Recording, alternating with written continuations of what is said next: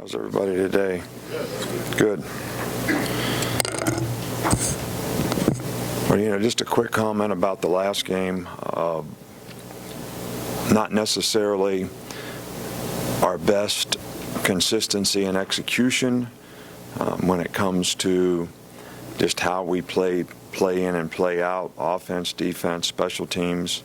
But the players really competed well in the game, overcame a lot of adversity, and hung in there and kept grinding and came out with the win. So it's always great to have SEC Players of the Week, Derrick Henry and Adam Griffin, both guys very deserving. Our Players of the Week were Derrick Henry, Ryan Kelly, and Ardarius Stewart on offense. Defense, Reuben Foster, Marlon Humphrey, and Jonathan Allen. Special teams, Adam Griffin and Keith Holcomb.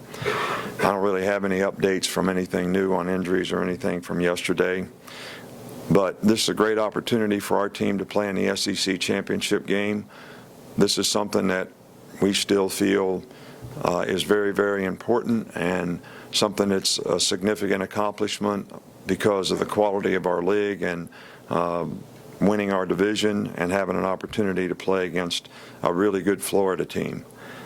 This is a very talented team. They're extremely well coached. Jim McElwain has done an outstanding job there. They've won 10 games this year. They're probably the best overall team that we played against all year long. They have, a great defensive team, probably the highest ranked defensive team we faced all year long. From a national standpoint, they also do a great job in taking care of the ball and getting turnovers. They have a very positive turnover ratio. Very talented players on offense. The quarterback, Trayon Harris, is a dual threat kind of guy that can make plays passing or with his feet. Reminds me a lot of Blake in terms of his style of play. Kelvin Taylor is an outstanding running back, probably as good as we played against all year. They have some very talented receivers and good skill guys who can make big plays. And this is one of the most talented special teams. They've struggled a little bit on field goals this year, but other than that, they have one of the highest net punts in the country. They have a great punt return guy. Kickoff return's been really good for them. So this team is really, really good on special teams. So this is an outstanding team that we're playing. They wouldn't be in the SEC championship game if they weren't. And I think anybody out there that thinks this is not going to be a real challenge and a real test for our team is, I don't know what you're thinking. I don't know what your thinking is. So I really don't get it. Start from Mark. You touched a little bit on their defense, but what makes them so special on that side of the ball in terms of their numbers and the production they've had? Well, they've got very talented players, especially, both ends. I was going to say their front's very talented. They're very athletic. They've got really good inside players. They've got good edge rushers. The linebackers are really good players.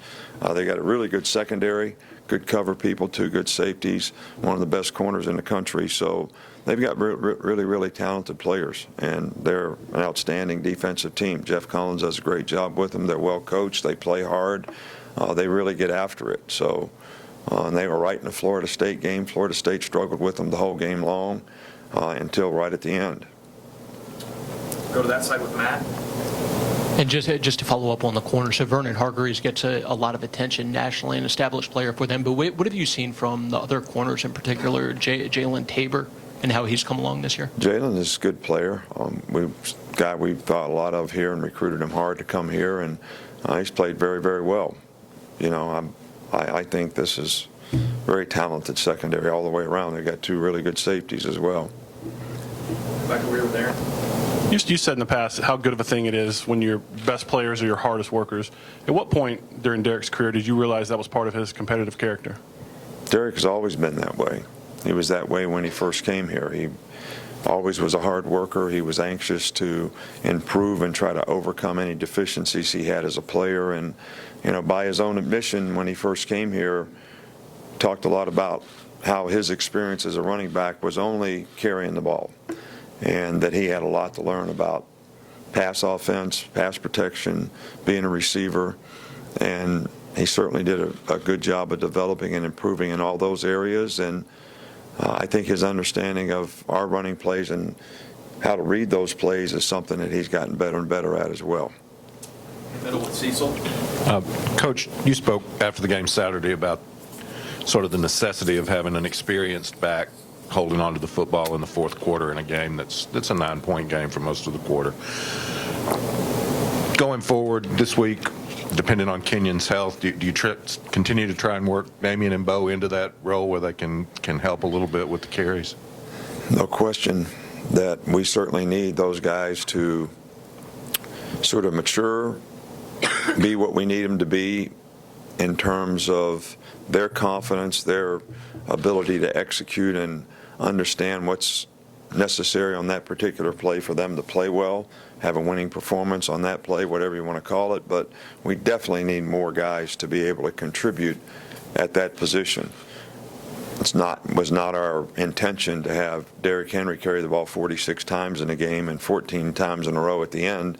It's kind of the way the game evolved, but we need to do more with more people on offense if we're going to have success in this game. Stay on this side with Steve. Hummer? Separate your input into the defense. What do you see as Kirby's greatest imprint that he's left with this defense and the tradition that you all have had defensively? Well, this is Kirby's defense. He's the defensive coordinator. I try to be a good graduate assistant whenever I can to sort of help him out. And it is a system that he grew up in, which is the old system that we played for years and adapted through the years. So he understands it and can apply it in the game as well as anyone.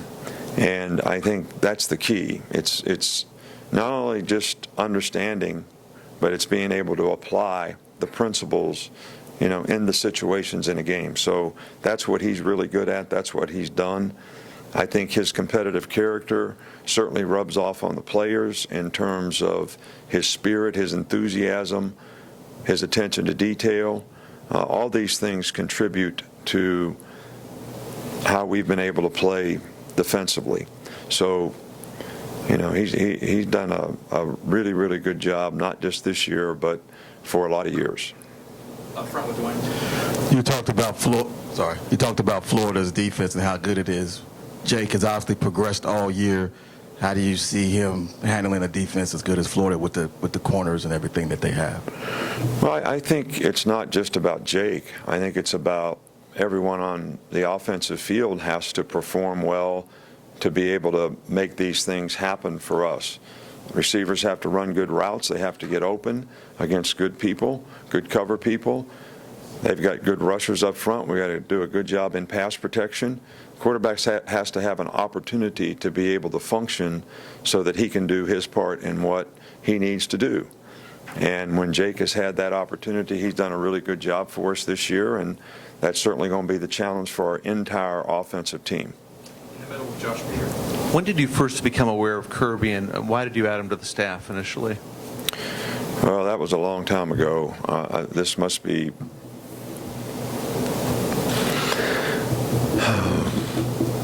at LSU, however many years ago that's been. Kirby had coached and knew Will Muschamp, and Will was on our staff at LSU. And I think at the time Kirby was had coached, but was a graduate assistant at Florida State, and I was looking for a good, young, smart, bright, aggressive secondary coach that we could sort of develop, because we had gone through a couple years of I hire a secondary coach that'd be there for a year. I don't know if it's because I was a secondary coach or what, but then they'd be gone in a year, mostly to the NFL. So I wanted to get a younger guy and sort of grow and develop with the guy and have the guy with me for a while. So it's worked out great. He's been with me for a while. He's been a great coach. He's done a great job. He did a great job when he's secondary coach, and he understands the back end, which I think is real critical to being a good coordinator, and coaches the linebackers now and does a really good job with that. So that really is sort of how it transpired. I'm so thinking about what's going to happen next that I get all these recollection questions. They're a little hard for me. Maybe it's my age. I don't know. what do they call that when you can't remember stuff really well? You guys know. Thank you. Come back over here with Ben. You mentioned after a couple of games this year that Jake has done a good job making some of the checks at the line to help Derek out and put him in the right position. Does he deserve a little bit more credit for what he's been able to do to help Derek with the season he's had? Well, I think our whole offensive team deserves a lot of credit, and I think Derek is the first one to try to give other players on the offense credit. You don't gain the yards that he's gained without the offensive line doing a really, really good job, and without the coaches having a plan that puts them in the best possible play, and then the quarterback being able to implement that in the game so that you eliminate negative plays. And I think that's what our staff has done a good job of, what Jake has done a good job of implementing, and obviously our offensive line and Derek have done a good job carrying out. So I think that all those people on offense deserve a lot of credit. Go in the middle with Alex. Nick, kind of a big picture question here, but you've spoken about the Mark Richt firing and Les Miles situation before, but how much do you think your success here at Alabama has impacted the national coaching standard that coaches are held to right now? And do you think that perception is fair at all?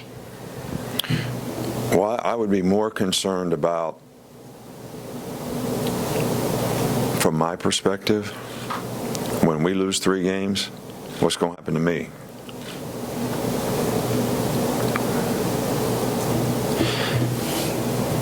Look, I'm an old school, believe in college football and what college football is all about. And I know from a media standpoint, nobody really cares about this, but we're supposed to help develop people who have a better chance to be more successful in life because they were involved in the program, because of the leadership and example that were set by people and the standard that you have guys do things to on and off the field, so that they have the kind of thoughts, habits, and priorities that are going to help them make the kind of choices and decisions that they can take advantage of their gifts. We're supposed to help them develop a career off the field so they can graduate from school, which is going to help them be more successful in life. And we're supposed to help them develop as football players so that whether they can have a career as a football player, their experience as a football player and as a competitor is going to help them down the road in their life. So there's some guys that have done a really, really good job of that in their programs if you look at their record of graduation rate and things like that. And they win 9 games, and that's not good enough. And I don't have any idea of what anyone's standard is for what they want to accomplish in their organization, what their expectation is. But I do think that there's a lot of negative energy out there sometimes that, for whatever reasons, get created as soon as you don't have success. And, I think you all set us up a little bit for that. Just like, talking about what I hear everybody talking about this game and how we're supposed to win this game, as if Florida does not have a good team that won 10 games and is one of the nationally ranked teams and beat Ole Miss really bad, a team that beat us. So how did they do that? Or, so if we fail in this game, you can put the hammer on me. Setup.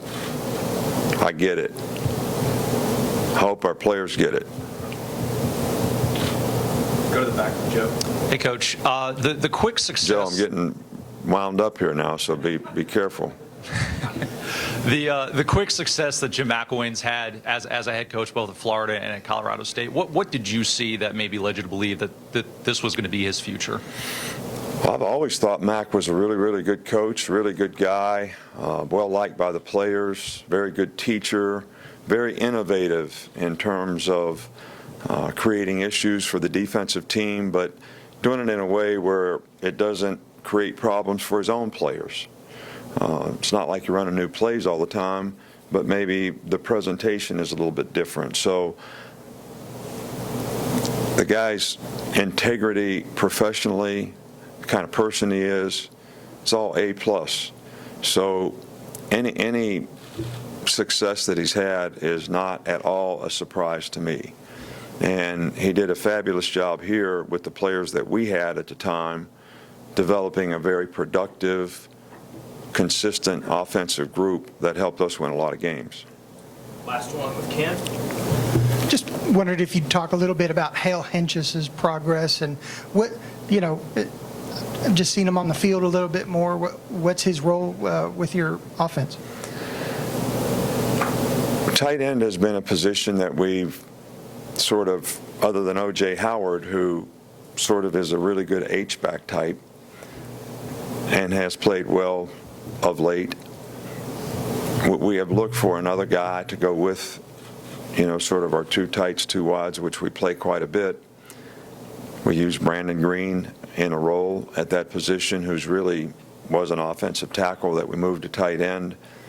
And Hale was a young guy that we recruited that's very bright, understands football, has gotten some experience, and with that experience has really improved his level of consistency and performance and his confidence, I think. So it merits, him getting a more of a chance to play. So, and he did a pretty good job. He's done a pretty good job of taking advantage of that opportunity and how he's played. And we're very pleased with his progress. Thanks, Coach. All right, thank you.